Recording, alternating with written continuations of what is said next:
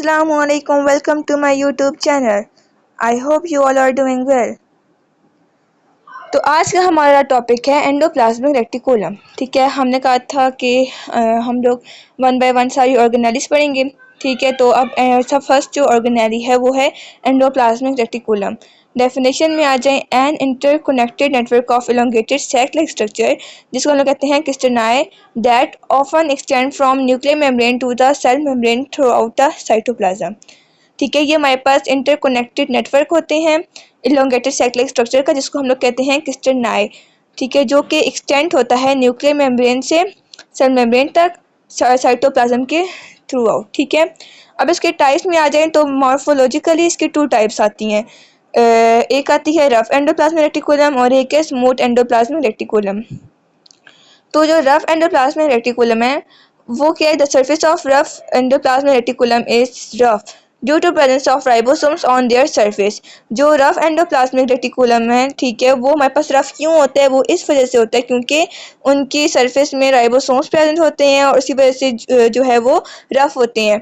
और जो smooth endoplasmic reticulum है वो उनके पास कोई राइबोसोम नहीं होता। ठीक है, उनकी सरफेस में कोई राइबोसोम प्रेजेंट नहीं होता है, इस वजह से वो स्मूथ होते हैं और वो इन्वॉल्व होते हैं वैरायटी ऑफ फंक्शन में। ठीक है, वो बहुत से फंक्शन भी प्ले करते हैं।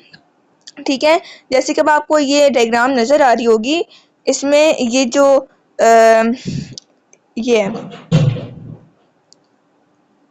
जो येलो येलो नज़र आ रहे हैं ना आपको, ये येलो येलो, ये हमारे पास क्या राइबोसोम्स प्रेजेंट होते हैं इसकी सरफेस में, जिसकी वजह से ये रफ होता है। ठीक है, ये जो आउट ये सरफेस होगी ना, ये वाली बाहर वाली, ये रफ एंडोप्लाज्मिक रेटिकुलम है, जबकि ये जो अंदर वाली सरफेस है ये वाली, तो ये हमारे पास स्मूथ है। यहाँ पर कोई राइबोसोम नहीं प्रेजेंट, इस वजह से क्या स्मूथ होगी। और जो बाहर वाली होगी उसमें राइबोसोम प्रेजेंट होते हैं, इस वजह से वो क्या है, रफ है। ठीक है, तो अब फंक्शंस में आ जाए तो जो आर ई आर है यानी कि रफ एंडोप्लाज्मिक रेटिकुलम, तो ये हमारे पास क्या नाम है, इसके फंक्शंस क्या हैं अब वो देखते हैं। सिंथेसिस ऑफ पोलाइपेप्टाइड, ठीक है, ये हमारे पास सिंथेसिस करती है पोलाइपेप्टाइड की और मैकेनिकल सपोर्ट देती है। ठीक है, क्या करती है, सिंथेसिस ऑफ पोलाइपेप्टाइड, सिंथेसिस करती है पोलाइपेप्टाइड की और मैकेनिकल सपोर्ट देती है। ठीक है, ये आपने बात याद रखनी है।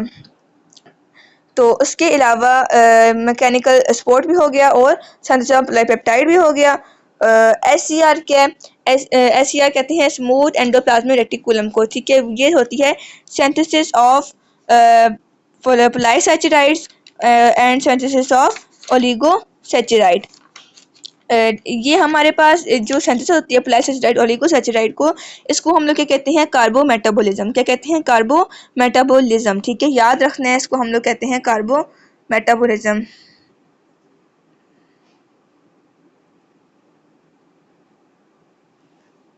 कार्बोमेटाबॉलिज्म, ठीक है, याद रखना है, इसको हम लोग कार्बोमेटाबॉलिज्म कहते हैं। और दूसरी बात, जो सिंथेसिस ऑफ पोलाइपेप्टाइड होती है, ये हमारे पास क्यों होती है, due to presence of ribosomes. Ribosomes की प्रेजेंस की वजह से ये पोलाइपेप्टाइड होती है। ठीक है, सिंथेसिस ऑफ पोलाइपेप्टाइड तब होती है।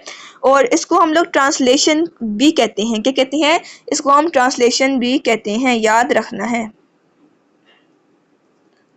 ट्रांसलेशन भी कहते हैं। ठीक है, अच्छा, उसके बाद हम स्मूथ पर आ रहे थे, स्मूथ एंडोप्लाज्मिक रेटिकुलम, तो ये सिंथेसिस ऑफ पोलाइसैचराइड और ओलिगोसैचराइड करती है, जिसको हम लोग कहते हैं कार्बोमेटाबॉलिज्म। ठीक है, कार्बोमेटाबॉलिज्म इसको कहते हैं हम लोग। उसके अलावा ये हमारे पास करती है synthesis of triglycerides, phospholipids and steroids. इसको हम लोग इस प्रोसेस को हम लोग क्या कहेंगे, इसको हम लोग कहेंगे लिपिड मेटाबॉलिज्म। क्या कहेंगे, लिपिड मेटाबॉलिज्म। ठीक है, लिपिड मेटाबॉलिज्म इसे कहते हैं। और इसको क्या कहेंगे हम लोग, कार्बो मेटाबॉलिज्म। ठीक है, याद रखना ये नाम। ठीक है, जिसमें सिंथेसिस ऑफ पोलाइसैचराइड्स और ओलिगोसैचराइड्स हो उसको हम लोग कार्बो मेटाबॉलिज्म कहते हैं। और जिसमें सिंथेसिस ऑफ ट्राइग्लिसराइड्स, फॉस्फोलिपिड और स्टेरॉइड्स की सिंथेसिस हो उसको हम लोग क्या कहते हैं, लिपिड मेटाबॉलिज्म। ठीक हो गया। इसके अलावा हमारे पास जो नेक्स्ट है ये क्या है, मैकेनिकल सपोर्ट है।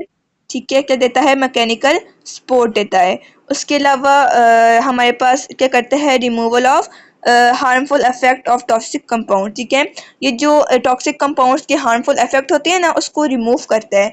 और इसको हम लोग क्या कहते हैं, डिटॉक्सिफिकेशन। ठीक है, क्या कहते हैं, डिटॉक्सिफिकेशन। अगर आपके पास पेपर में आता है व्हाट इज डिटॉक्सिफिकेशन, तो वो क्या होगा, removal of harmful effect of toxic compound, उसको क्या कहेंगे, डिटॉक्सिफिकेशन। ठीक है, याद रखना है आपने। अच्छा, उसके अलावा ये कुछ इंपॉर्टेंट पॉइंट्स हैं। ठीक है, इंपॉर्टेंट पॉइंट्स में अगर आप देखें तो लिखा होगा liver cells has large number of SER because of the detoxification and carbometabolism। अच्छा, आपसे पूछा जा सकता है MCQs में कि लिवर सेल के पास large number of smooth endoplasmic reticulum क्यों होते हैं, क्योंकि वो क्या करता है, डिटॉक्सिफिकेशन और कार्बोमेटाबॉलिज्म। और आपने पढ़ा ना स्मूथ एंडोप्लाज्मिक रेटिकुलम के फंक्शंस में कि ये डिटॉक्सिफिकेशन करता है, कार्बोमेटाबॉलिज्म करता है, लिपिड मेटाबॉलिज्म करता है, मैकेनिकल सपोर्ट भी देता है, ये सारे फंक्शन है। इस वजह से क्या है, लिवर सेल में ये लार्ज नंबर ऑफ SER पाए जाते हैं, इस ज़्यादा अमाउंट में पाए जाते हैं एज कम्पेयर टू RER। अब जो नेक्स्ट है वो क्या है, synthesis of triglycerides, phospholipids and steroids known as lipid metabolism, जो आपको मैंने पीछे पढ़ाया है, जो जिसमें ट्राइग्लिसराइड, फॉस्फोलिपिड और स्टेरॉइड्स की सिंथेसिस होती है, उसको कहते हैं लिपिड मेटाबॉलिज्म। ठीक है, अब ये देखें RER SER। ठीक है, ये मैंने आपको शॉर्ट फॉर्म में बताएंगे, इनके आप फंक्शंस पढ़ने हैं जो कि आपसे पूछे जा सकते हैं और ये बहुत ज़रूरी हैं पेपर में MCQs के लिए, खासतौर पर MD-CAT के। ठीक है, ये आपको मैंने टाइप्स पढ़ाई हैं एंडोप्लाज्मिक रेटिकुलम की, और ये आपने ज़रूर याद रखनी है। और दूसरी बात, आपको याद हो तो मैंने आपको बताया था कि जो ये है interconnected network of elongated sect like structure, खैर मैं आपको हाईलाइट कर बताती हूँ। ठीक है, क्या ये देखें लिखा हुआ है कि ये इंटरकनेक्टेड नेटवर्क ऑफ क्रिस्टनाई।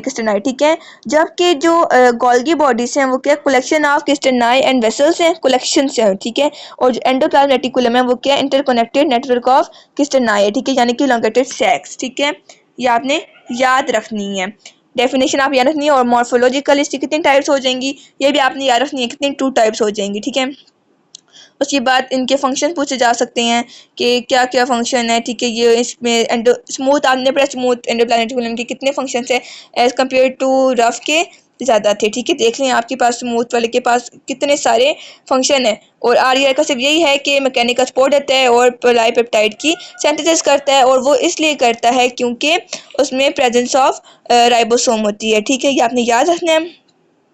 इसके अलावा आपको एक और बताऊँ, जो स्मूथ एंडोप्लाज्मिक रेटिकुलम है उसका एक फंक्शन ये भी है कि वो क्या करता है, conduction of impulse in certain cells, कुछ सेल्स में जो है इम्पल्स की कंडक्शन भी करता है। ठीक है, जिसको हम लोग कहते हैं सार्कोप्लाज्मिक रेटिकुलम। क्या, सार्कोप्लाज्मिक रेटिकुलम करता है, जो कि इन्वॉल्व होता है कैल्शियम के स्टोरेज में भी। क्या, कैल्शियम के स्टोरेज में भी वो इन्वॉल्व होता है, तो ये आपने याद रखना है। ठीक है, और इसी तरह सिंथेसिस ऑफ पॉलीपेप्टाइड को हम लोग ट्रांसलेशन भी कहते हैं, ये मैंने आपको बता दिया है। ठीक है, डायग्राम आप इसकी देख लें पूरी, जो ये वाली साइड है जिसमें राइबोसोम्स बने हुए हैं, इसको हम लोग ये कहेंगे रफ एंडोप्लाज्मिक रेटिकुलम। और जो आपको अंदर वाली नजर आ रही है जो कि स्मूथ है, इसमें कोई रफ एंडोप्लाज्मिक रेटिकुलम यानी कोई राइबोसोम्स नहीं है, तो ये क्या है, स्मूथ होएगी। और बाहर वाली में हमारे पास राइबोसोम है सरफेस में, वैसे वो क्या है, रफ है। ठीक है, ये बात आपने याद रखनी है, और डायग्राम के आपको मार्क्स मिलते हैं। और जो ये यूं बने हुए हैं ना, ये इस तरह टेढ़ी मेटेढ़ी से ये स्ट्रक्चर से बने हुए हैं, ये हमारे पास क्रिस्टनाई भी कहलाते हैं। ठीक है, और आगे मैट्रिक्स में भी आपने पढ़ना है, ये जो माइटोकॉन्ड्रिया से भी मैट्रिक्स बने होंगे, इसमें भी क्रिस्टनाई टाइप स्ट्रक्चर होगा, तो ये आपने याद रखना है। ठीक है, और मैंने आपको कुछ इंपॉर्टेंट पॉइंट्स बताए हैं, तो ये आपने लाजमी पढ़ने हैं। ठीक है, ये बहुत ज़रूरी हैं और आते भी होते हैं पेपर में, खासतौर पर MD-CAT वगैरह के। ठीक है, तो जो मैंने आपको पढ़ाया उसको रिवाइज करना है। ठीक है, प्रैक्टिस करनी है लिख के, क्योंकि MCQs के लिए बहुत इंपॉर्टेंट है। और हो सके तो आपने हफ्ते में जो है एक दफ़ा ये 2 दिन आपने ऐसे रखने हैं जिसमें आप लोगों ने अपने को टेस्ट देना है, MCQs आपने जो है अपने को टेस्ट देना है बार बार MCQs का। ठीक है, तो उम्मीद करती हूँ आप सबको समझ आया होगा। लाइक एंड सब्सक्राइब लाजमी करना है, और मुझे कमेंट्स में बता दें आपको जो टॉपिक समझ नहीं आया, मैं आपको वो नेक्स्ट उसी में वीडियो बना के दूँगी। ठीक है, लाइक एंड सब्सक्राइब लाजमी करना है। अल्लाह हाफिज़।